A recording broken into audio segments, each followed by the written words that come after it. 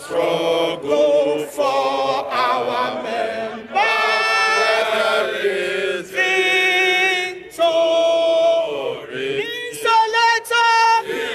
In Abuja. Solidarity. Solidarity. My president says, solidarity Forever. Solidarity Forever. Solidarity Forever. The President of the Federal Republic of Nigeria, ably represented by the Minister of Labor. The Minister of Labor, ably represented by the Minister of State. The Secretary to the Government, the Speaker of the House of Reps, the President of the Senate, all distinguished members here present, leaders of various political parties, the veterans, former presidents of the NLC, former presidents of TUC, First President of NLC, Comrade Hassan Somono, who set the tone this morning, former President Timide, past President of NLC, Comrade Ayuba Waba, and other distinguished personalities here present, we welcome you to this year's May Day. Comrades, friends and fellow workers, today we stand not just as observers of history, but as its architects. Our labor has built nations. Our unity has moved mountains. Yet, as greed erodes the dignity of work, we face a crossroads, not just as people, but as a class. Work is the heartbeat of humanity, shaping civilization and determining our planet's fate. We gather not merely in celebration, but in defiance, honoring the hands that till the soil, the minds that innovate, and the spirits that refuse to break. We are the architects of wealth, the guardians of justice, and the living proof that another world is possible. This May Day arrives at a critical moment. It is not just a tribute to toil and sacrifice, but a reckoning, a time to demand justice, reclaim our rights, and fight for Nigeria rooted in equity and democracy. It is a day to challenge those in power to lift the crushing weight of economic hardship and give our nation a chance to rise.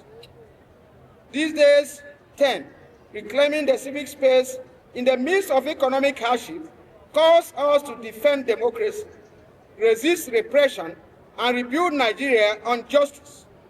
The civic space where voices challenge injustice and demand accountability is under siege. Policies are imposed without workers' input. Protests are met with brutality, and dissent is criminalized.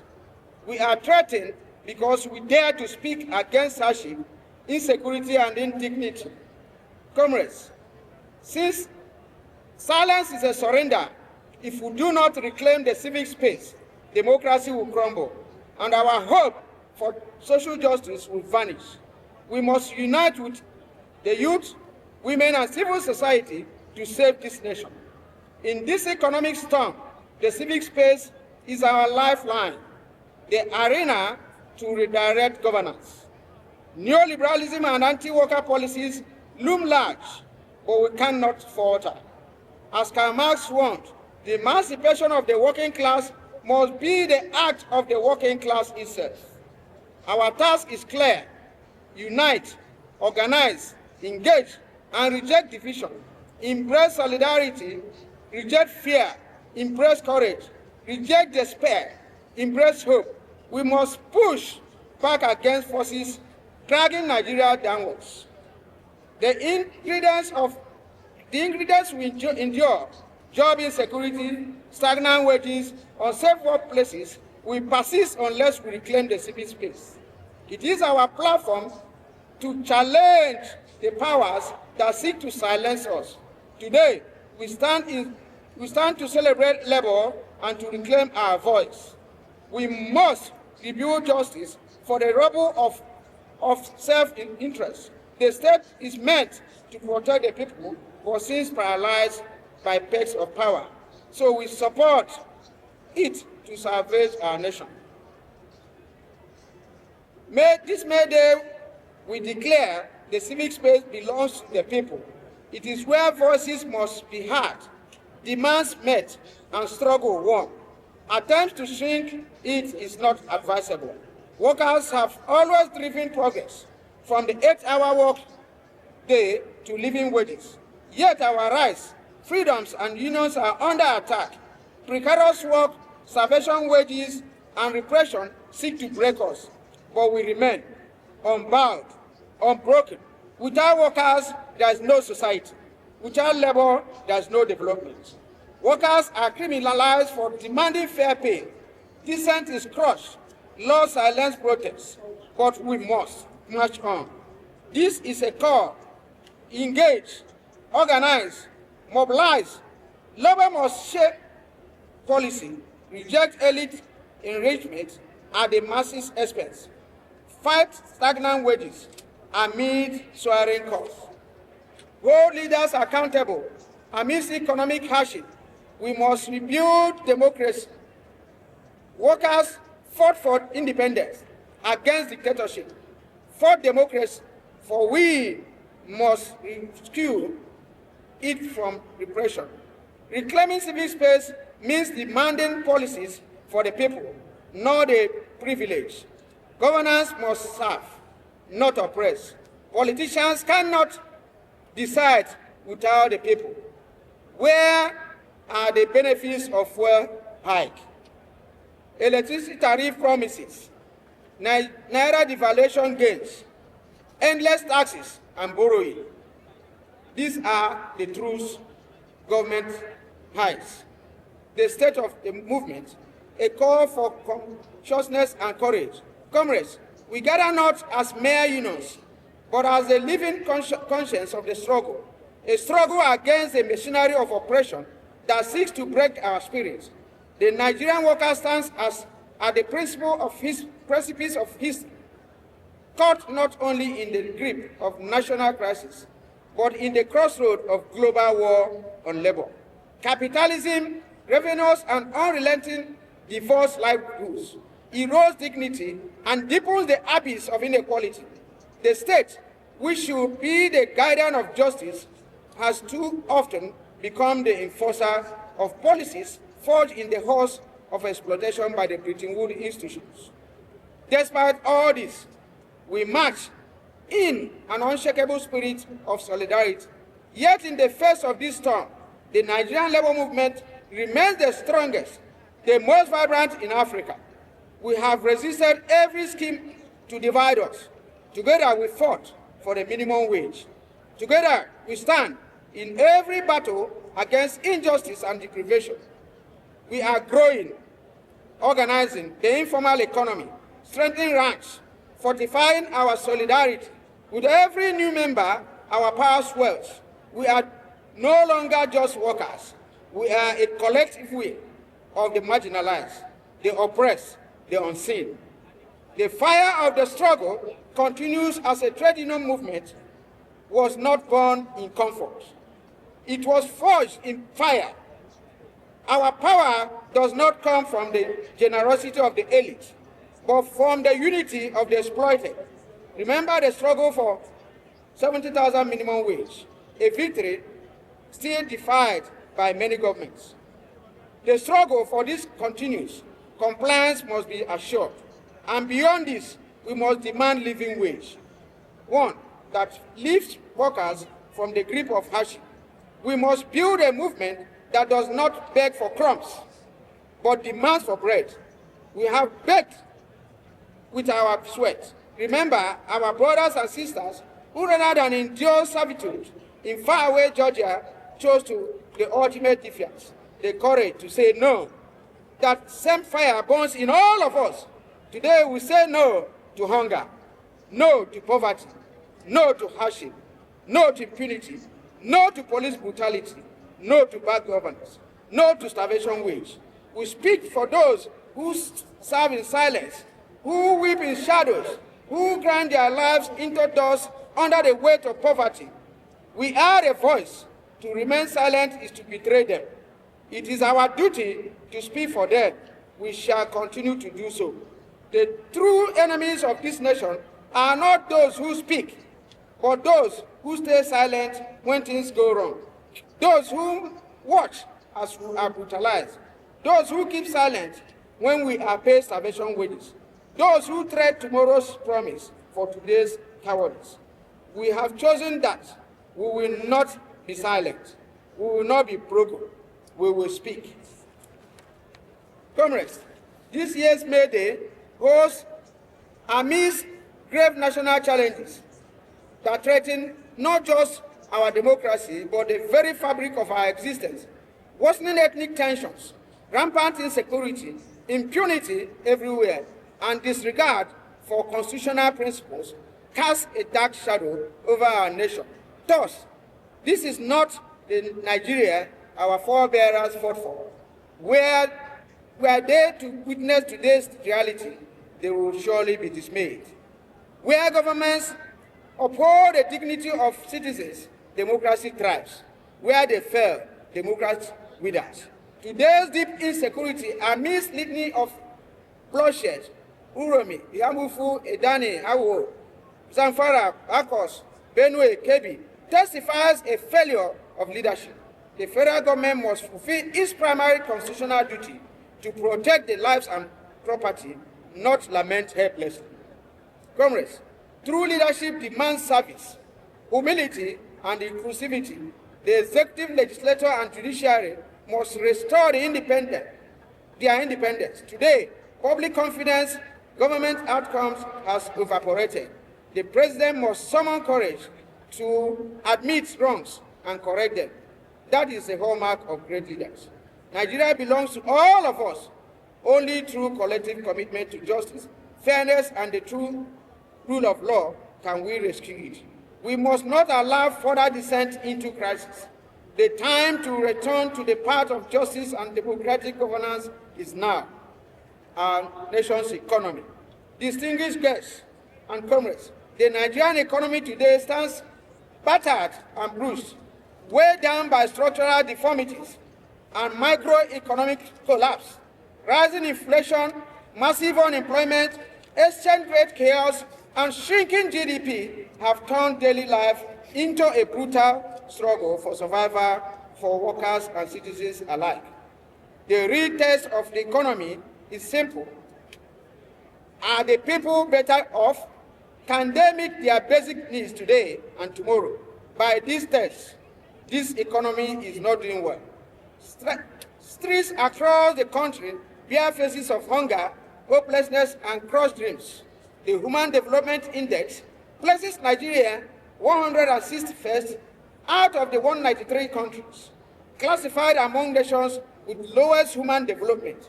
As of 2025, 115 million Nigerians live in absolute poverty, 175 million in multidimensional poverty. Unemployment pre-rebasing was 35%. The reworked figure sits around 5.3%. But no amount of statistical acrobatic can hide the desolation on the ground. Inflation now ravages 33.69%, the highest in 28 years. While food inflation is monstrous 40.53%, driven by fuel hikes, insecurity, and forest scarcity. Real wages have collapsed. A 70,000 naira wage today is worth less than 15,000 in 2019 terms. A worker's full month salary cannot even buy a bag of rice. Unemployment is near 70%. Youth unemployment hovers at 40%. Jobs are disappearing across manufacturing, agricultural, and SMEs. Industries are suffocating. Manufacturers cannot import raw materials. Unsold goods pile. Factories shut down. No less than 60 multinational companies, including giants like GlaxoSmithKline, and P&G have fled since 2023, citing hostile business conditions. Without a strong manufacturing base, talk of job creation is a mere rhetoric. The power poverty is another albatross. Industries spend 40 to 60% of production costs. Insecurity on farms fuels food crisis. We now rank 109 out of the 125 on the Global Hunger Index, and it is getting worse. Fiscal recklessness among public office holders is deepening the rot. With MRR interest rate of 27%, expecting industrial growth is pure fantasy. We must act. Only a radical break with neoliberalism can save this country. Blind allegiance to IMF and World Bank prescriptions will only deepen our misery. Argentina's disaster should serve as a warning. Even the so-called apostles of free trade, like the United States under Trump, resort to protectionism when it suited them. We must learn. Nations that survive and thrive on those who build strong, self-reliant economies that have strong social components, and not those that seek to emasculate the citizen. We suggest once again that government should deliberately put more money into the hands of workers who drive the economy, who drive the local economy, support local industries, and recover and expand, end the statistical gerrymandering, reversing inflation, unemployment, and GDP figures does not feed the people, and build a real economy that can survive the dignity of jobs and good. When the economy is doing well, workers and citizens do not need any government spokesperson to tell us. We can feel it in our pockets, our tables, and on our lives. Let me allow my colleague to continue. The energy.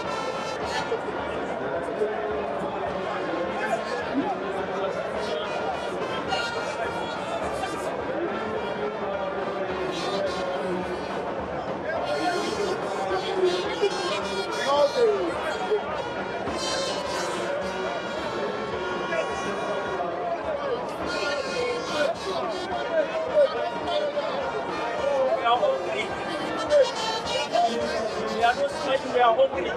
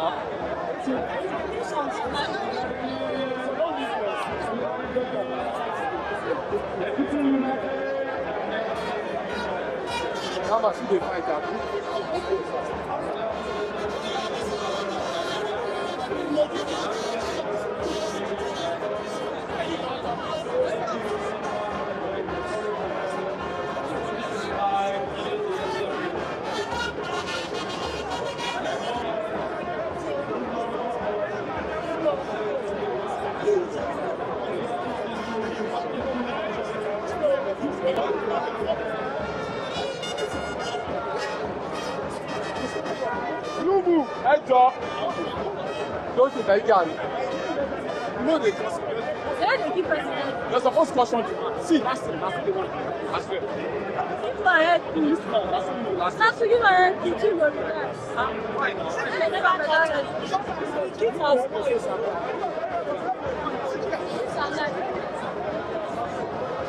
See, now don't go for challenge. Ah!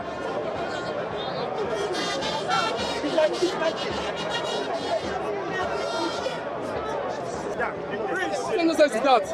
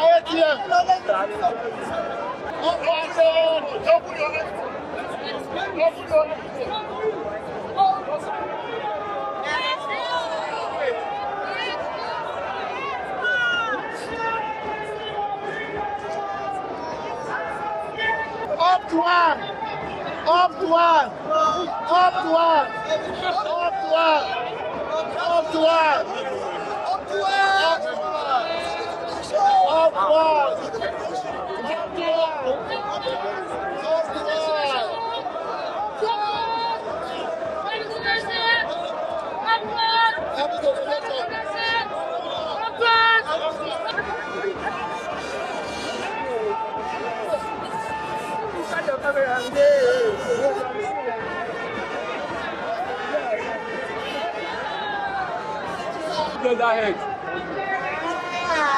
Baba Billy.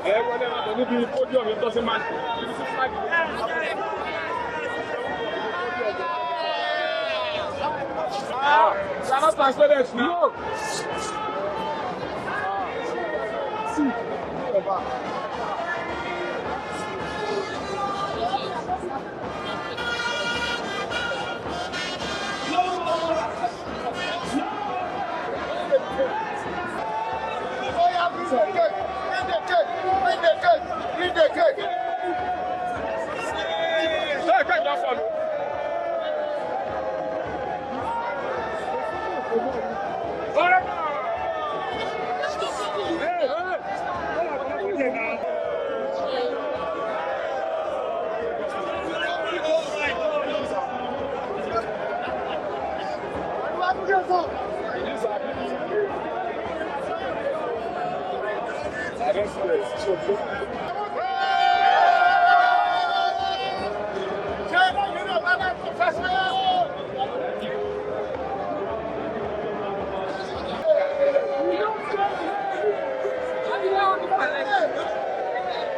people. Water people.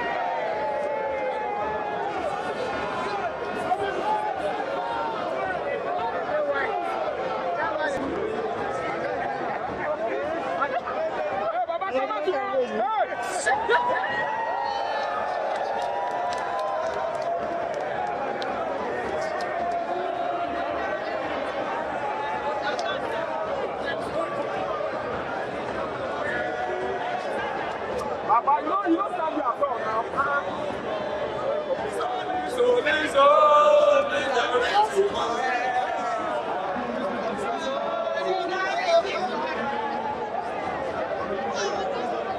What's kind of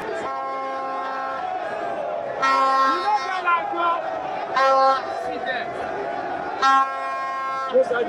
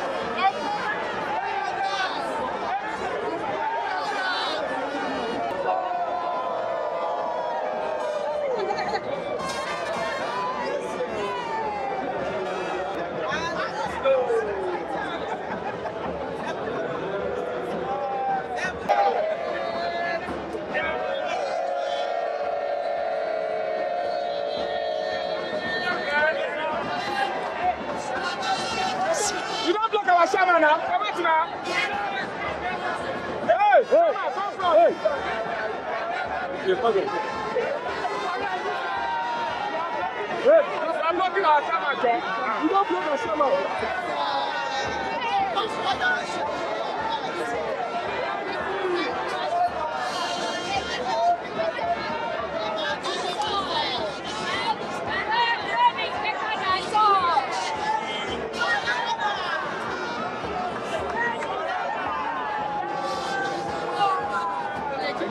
Oh, that's good. Nobody sounds. See them.